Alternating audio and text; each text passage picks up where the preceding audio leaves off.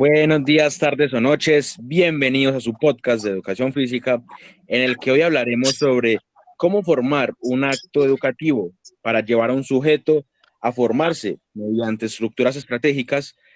Y hoy tendremos a cuatro invitados muy especiales, los que nos ayudarán a responder una serie de preguntas para llegar a la realización de una buena conclusión sobre estos temas.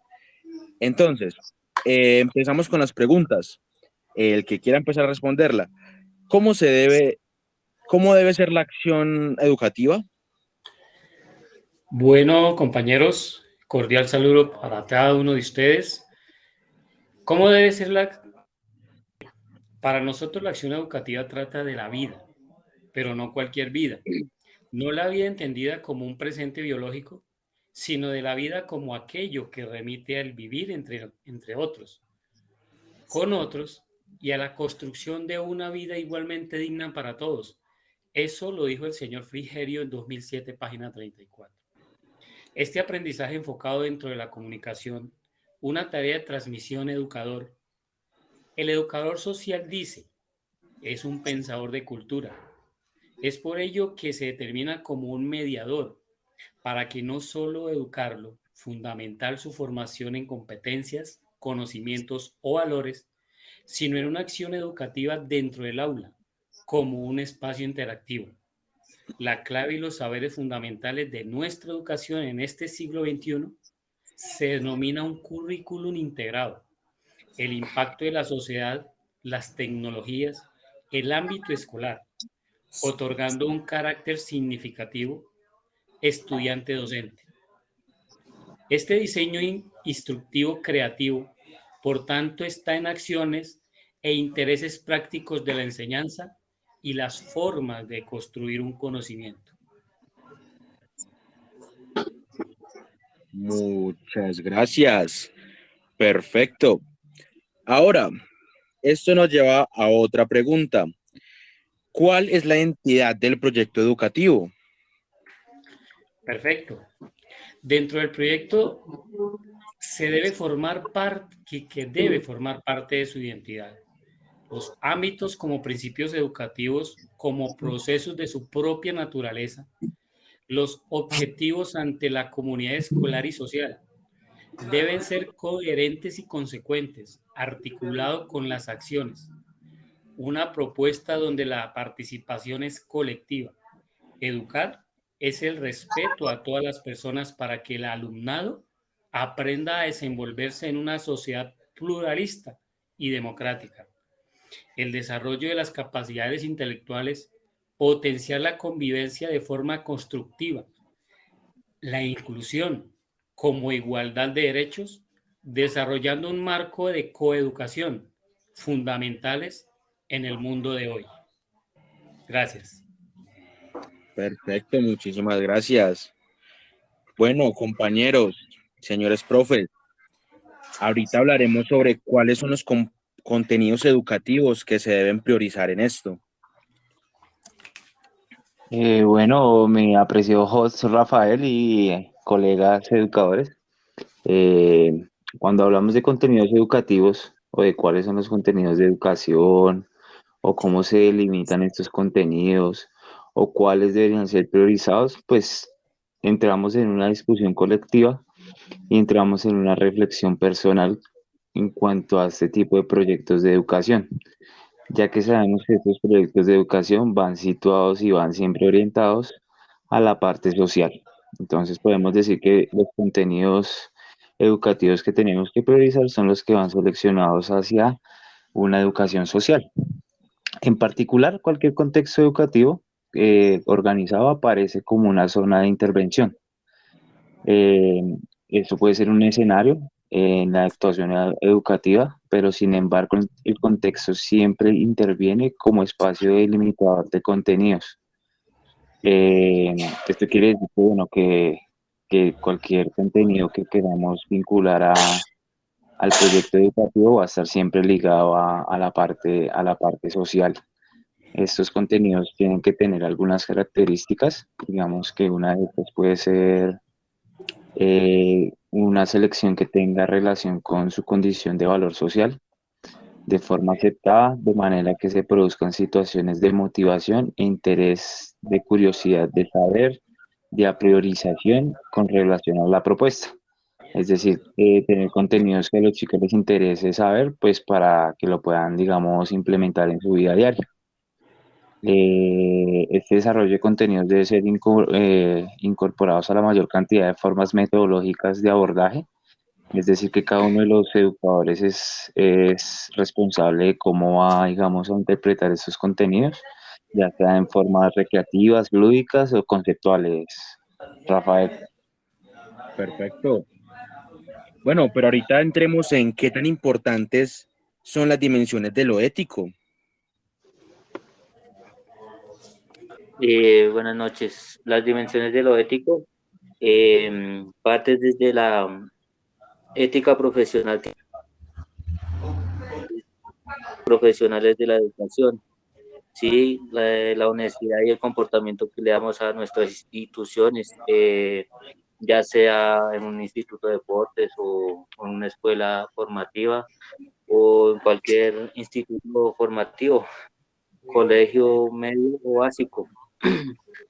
Las capacidades y las decisiones que nosotros podemos afrontar en la vida real con nuestros chicos, con las personas que estamos ejecutando y formando el día a día. La responsabilidad que nosotros desempeñamos ética y moralmente con nuestros estudiantes. Ok. Volviendo al profe anterior, profe, ¿cuáles son los contenidos educativos que se deben priorizar? ¿Cuáles son las áreas de trabajo educativo?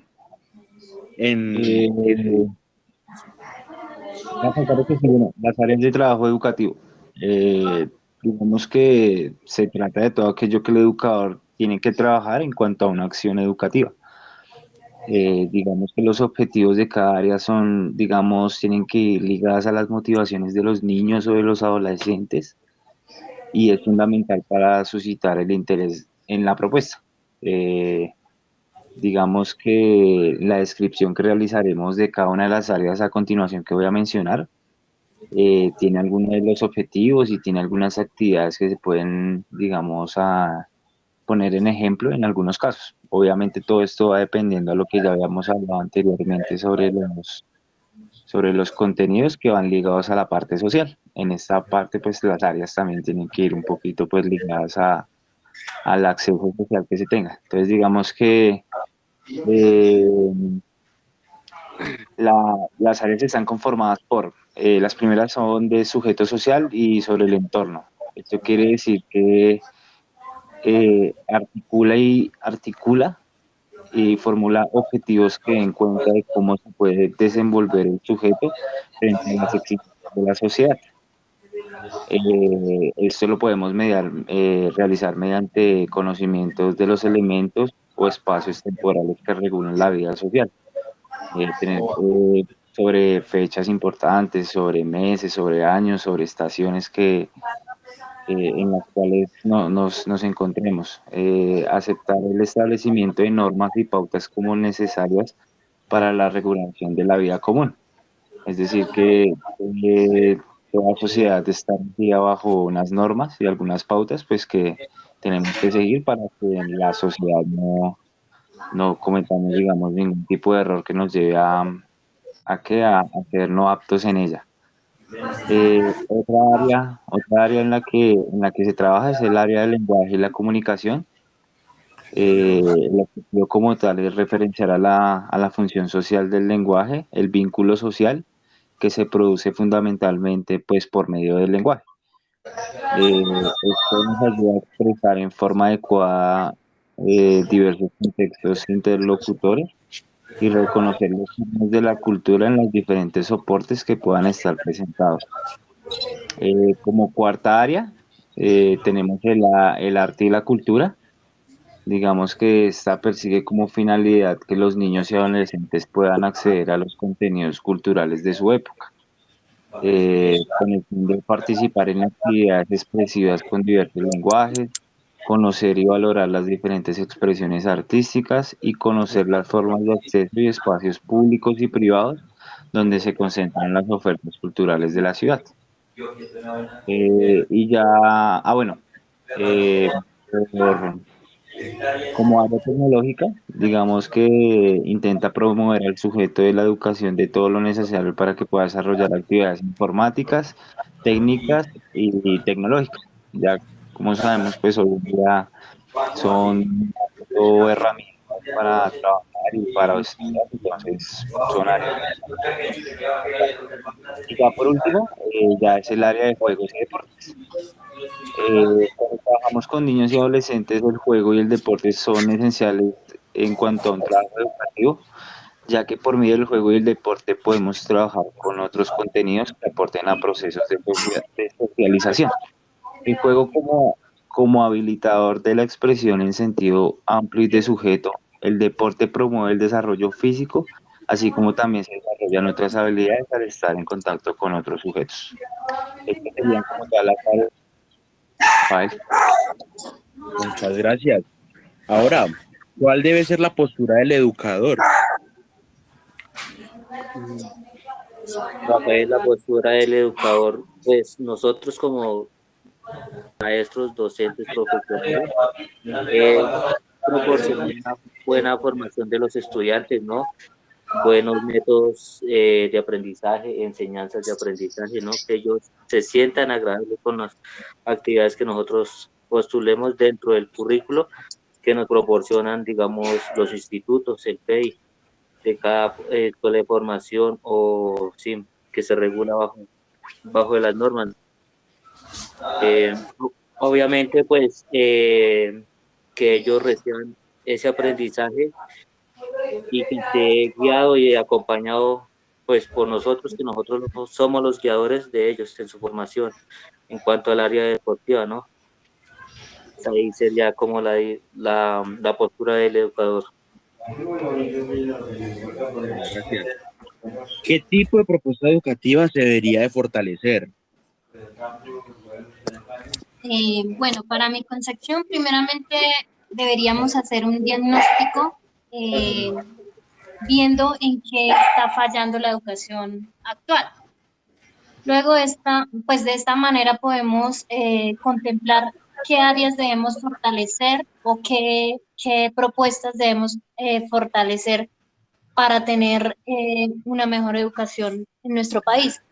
Digamos que también sería relevante o muy importante hacer que la educación sea igual para todos, que sin importar el lugar donde se viva, donde se establezca esta persona, llegue tanto con los recursos físicos como los recursos materiales, porque digamos que a veces en estos lugares donde no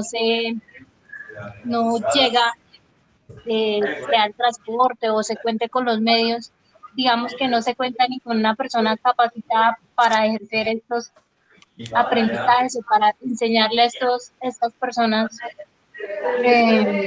pues, brindarles una educación. Entonces, primeramente, digamos que se debe como reestructurar esta parte de el acceso a la educación.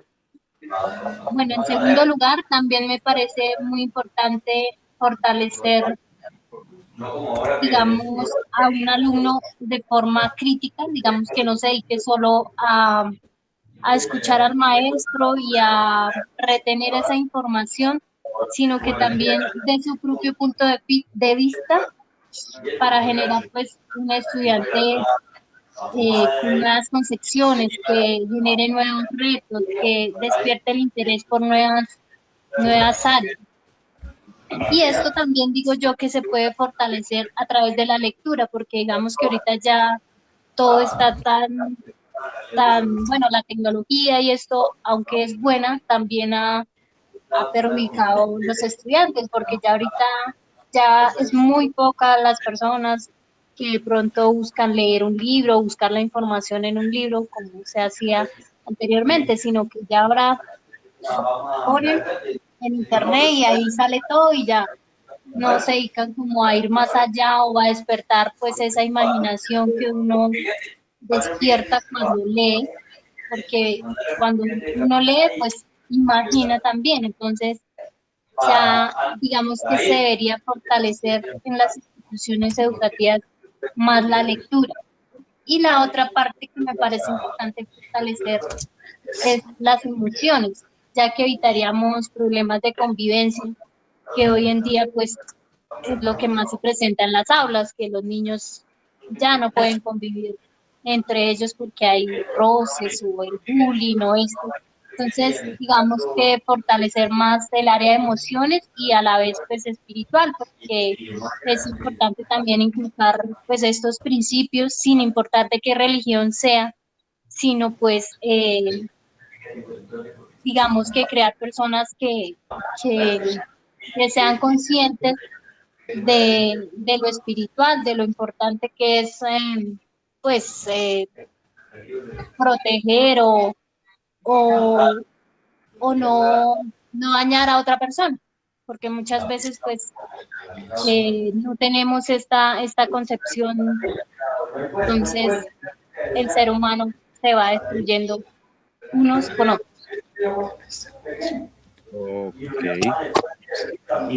Hablando un poco sobre los currículos y todo esto, ¿cuál sería el papel del currículo desde la perspectiva de un aprendizaje autónomo?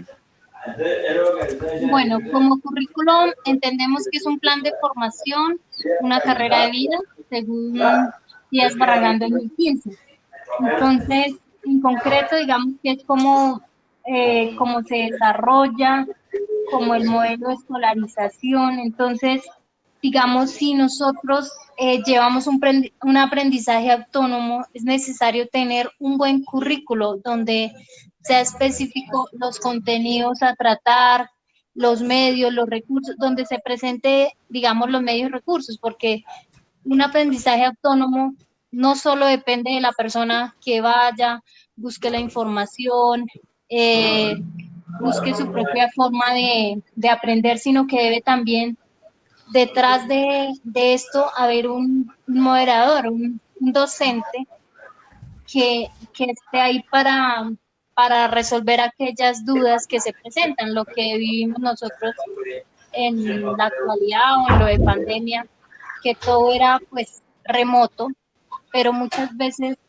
los estudiantes no contaban con los medios, lo digo más en los colegios, porque digamos que en la universidad nosotros pues tenemos el aula, tenemos la mensajería interna, los correos, tenemos, digamos que contamos con un buen material para poder realizar este aprendizaje autónomo, pero digamos que en la pandemia muchos niños pues no contaban ni con un computador, entonces era difícil como desarrollar unas guías, tener dudas y no tener a quién preguntarle, porque muchas veces los papás pues lamentablemente no están en casa o no tienen ese conocimiento para orientar a los niños. Entonces, yo creo que el aprendizaje autónomo es un buen medio para el desarrollo de una persona, pero detrás de eso debe haber un currículo que respalde todo este contenido que el alumno va a desarrollar. Perfecto. Bueno, muchas gracias por las preguntas y respuestas dadas a ustedes, compañeros. Recuerden que esto fue su podcast de educación física en el que estuvimos Lisandro Castillo, Nancy Galindo, Daniel Cetina, Nelson Luengas y yo, quien les habla, Rafael Alejandro Usma. Muchas gracias por escuchar. Que tengan un feliz día.